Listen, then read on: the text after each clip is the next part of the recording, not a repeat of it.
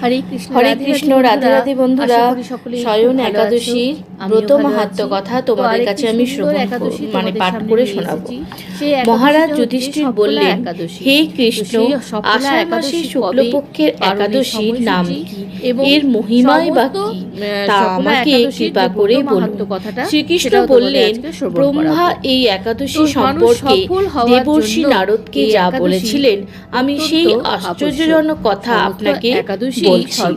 শ্রী ব্রহ্মা বললেন, হে নারদ, এই সংসারে একাদশীর মতো পবিত্র আর কোনো ব্রত নেই। সকল পাপ বিনাশের জন্য এই বিষ্ণু ব্রত পালন করা একান্ত আবশ্যক। যে ব্যক্তি এই প্রকার পবিত্র পাপনাশক এবং সকল অভীষ্ট প্রদাতা একাদশী ব্রত না করে তাকে নরকগামী হতে হয়। আষাঢ়ী শুক্লপক্ষের এই একাদশী শয়নী নামে বিখ্যাত। শ্রী ভগবান ঋষিকেশের জন্য এই ব্রত পালন করতে হয়। এই ব্রতের সম্বন্ধে এক মঙ্গলময় পৌরাণিক কাহিনী আছে, এখন আমি তা বলছি। বহু বছর পূর্বে সূর্যবংশে মান্ধাতা নামে একজন রাজর্ষি ছিলেন। তিনি ছিলেন সত্য প্রতিজ্ঞ এবং প্রতাপশালী চক্রবর্তী রাজা। প্রজাদেরকে তিনি নিজের সন্তানের মতো প্রতিপালন করতেন। সেই রাজ্যে কোনো রকম দুঃখ, রোগ, ব্যাধি, দুর্ভিক্ষ, আতঙ্ক, খাদ্যাভাব অথবা কোনো অন্যায় আচরণ ছিল না। এইভাবে বহুদিন অতিবাহিত হলো। কিন্তু এক সময় হঠাৎ দৈব দুর্বিপাকে ক্রমাগত 3 বছর সে রাজ্যে কোনো বৃষ্টি হয়। দুর্ভিক্ষের ফলে সেখানে দেবতাদের উদ্দেশ্যে দান, মন্ত্রের সাহা, সধা ইত্যাদি শব্দহ বন্ধ হয়ে গেল। এমনকি বেদ পাঠও ক্রমশ বন্ধ হলো। তখন প্রজারা রাজার কাছে এসে বলতে লাগলো, মহারাজ, দয়া করে আমাদের কথা শুনুন। শাস্ত্রে জলকে নার বলা হয়, আর সেই জলে ভগবানের অয়ন অর্থাৎ নিবাস। তাই ভগবানের এক নাম নারায়ণ। মেঘ রূপে ভগবান বিষ্ণু সর্বত্র বাড়ি বর্ষণ করেন। সেই বৃষ্টি থেকে অন্ন এবং সেই অন্ন খেয়ে প্রজাগণ জীবন ধারণ করেন। এখন সেই অন্নের অভাবে প্রজারা ক্ষয়প্রাপ্ত হচ্ছে। অতএব হে মহারাজ, আপনি এমন কোনো উপায় অবলম্বন করুন যাতে আপনার রাজ্যে শান্তি এবং কল্যাণ সাধন হয়। রাজা মান্ধাতা বললেন, তোমরা ঠিকই বলেছ। অন্ন থেকে প্রজার উদ্ভব, অন্ন থেকে প্রজার পালন। তাই অন্নের অভাবে প্রজারা বিনষ্ট হয়, আবার রাজার দোষেও রাজ্য নষ্ট হয়। আমি নিজের বুদ্ধিতে আমার নিজের কোনো দোষ খুঁজে পাচ্ছি না। তবুও প্রজাদের কল্যাণের জন্য আমি আপ্রাণ চেষ্টা করব। তারপর রাজা ব্রহ্মাকে প্রণাম করে সৈন্যসহ বনে গমন করলেন।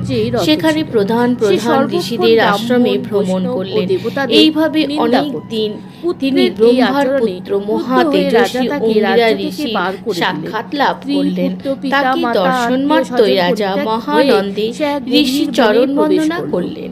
মুনিবর তাকে আশীর্বাদ ও কুশল প্রশ্ন জিজ্ঞাসা করলেন।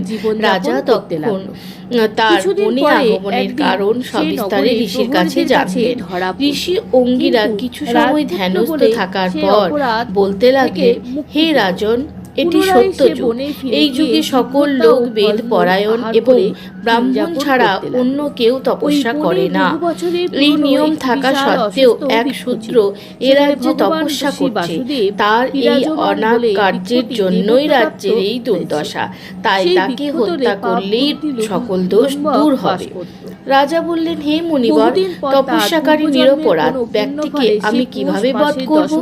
আমার পক্ষে সহজসাধ্য অন্য কোনো উপায় থাকলে আপনি তা দয়া করে বলুন।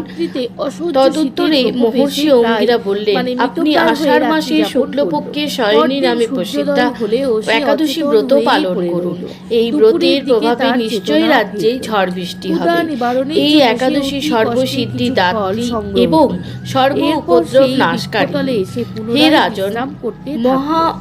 হে রাজন, প্রজা ও পরিবারবর্গ সহ আপনি এই ব্রত পালন করুন। মুনিবরের কথা শুনে রাজা নিজের প্রসাদে গিয়ে ফিরে এলেন। আষাঢ় মাস উপস্থিত হলেই রাজ্যের সকল প্রজা রাজার সাথে এই একাদশী ব্রতের অনুষ্ঠান করলেন।